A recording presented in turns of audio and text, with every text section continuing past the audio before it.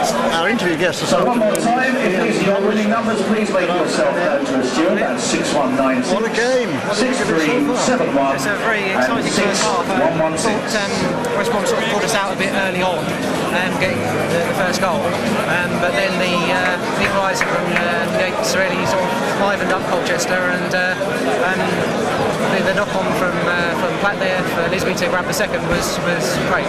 A particularly good time for the second one to be scored, wasn't it? Yes. Having levelled it up, that was in itself exciting. Then to go ahead. Yeah, really good stuff. And we're right in front of it. Yeah. Well, I think when Platt knocks the ball on, if it goes straight to Lisby's feet, I think that's when it really works. And he took the goal very well. He's probably the best player on the Colchester side. Agree or not? I think they're fine. Yes, yeah, I think he's played well, and I think to start with, when Lisby was going through there, he didn't realise there was only just the one defender left to go past. But good shot.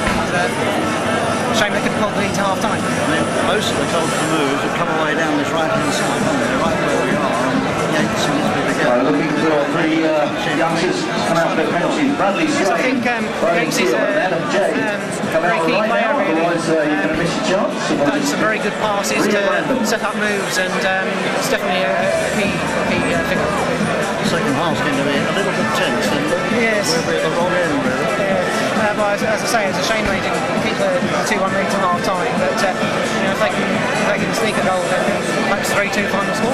I think I'll settle for that right now. Just like the reason we're doing these interviews at half time this year is, of course, because it's the final year at Lair Road. So we're asking people who've been fans for some time one or two of their memories. How long have you been coming to matches here? I've been a season ticket holder for about sort of 4 or 5 seasons. I used to come to a lot of games prior to that, but just didn't have the season ticket itself. It's a very unique ground, and in some ways it will be sadly missed because it has created such a unique atmosphere. Penalty competition against Colchester United. Fairly rude about it. If they come back next year, they'll put it again. Because it's a new one, it's smaller than theirs. Well, of course, the new ground won't be quite the same, but we have to move on. Need a bigger capacity, and I think it really demonstrates the club moving forward. What would your favourite memories be when you look back on the scramble down the road? I think one game that particularly sticks in the mind is the Coventry FA Cup game. The replay here is a marvellous game.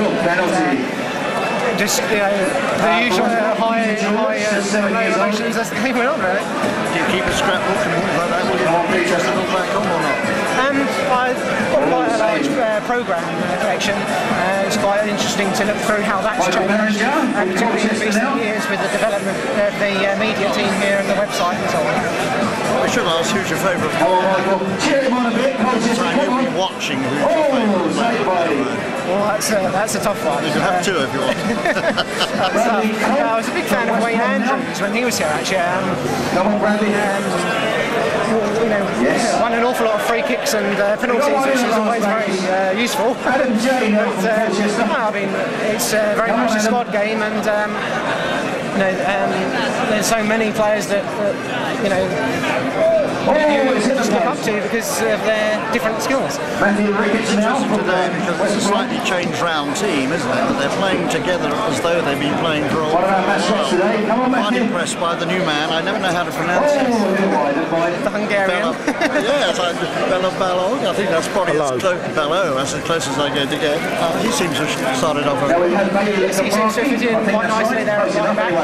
He seems quite strong, sort of physical in the challenge, as it were, and they don't seem to have had too much joy down that side, so fitted in well.